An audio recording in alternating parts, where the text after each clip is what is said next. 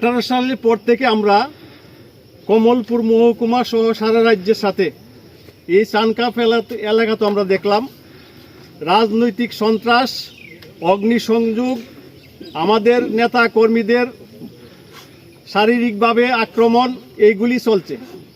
আমাদের সিপিআইএম কমলপুর মহকুমা কমিটির সদস্য, CI2 কমলপুর মহকুমা কমিটির সম্পাদক, রাজ্য ওয়ার্কিং কমিটির অন্যতম সদস্য, এই এলাকার জনপ্রিয় নেতা শ্রদ্ধেয় কমরেড দেবাশিস দাসের উপর একাধিকবার শারীরিক নির্যাতন সেখানে হয়েছে।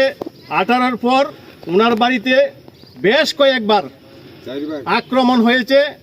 আমরা দেখলাম গতকাল রাত 1:15টার সময় পুনরায় একদম রাজনৈতিক চক্রান্তের শিকার হয়েছেন। ওনার বাড়ি ঘর সহ যা কিছু ছিল সম্পূর্ণ ভস্মীভূত হয়েছে। আমরা CI2 কমলপুর মহকুমা কমিটির পক্ষে এবং সিপিআইএম কমলপুর মহকুমা কমিটির পক্ষ থেকে তীব্র নিন্দা, ধিক্কার জানাই এবং যারা এই ঘটনার সাথে যুক্ত আছেন অবিলম্বে তাদেরকে দৃষ্টান্তমূলক শাস্তির ব্যবস্থা করতে হবে।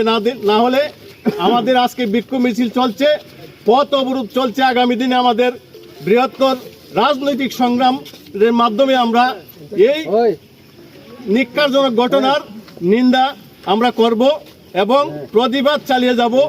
কাজেই এই এলাকার যারা শুভ বুদ্ধি সম্পন্ন মানুষ আছেন সবাইকে অনুরোধ করব, পরপর আমাদের নেতৃত্বর বাড়ির উপর এই ধরনের ন্যাক্কারজনক যে ঘটনাগুলি ঘটছে আপনারা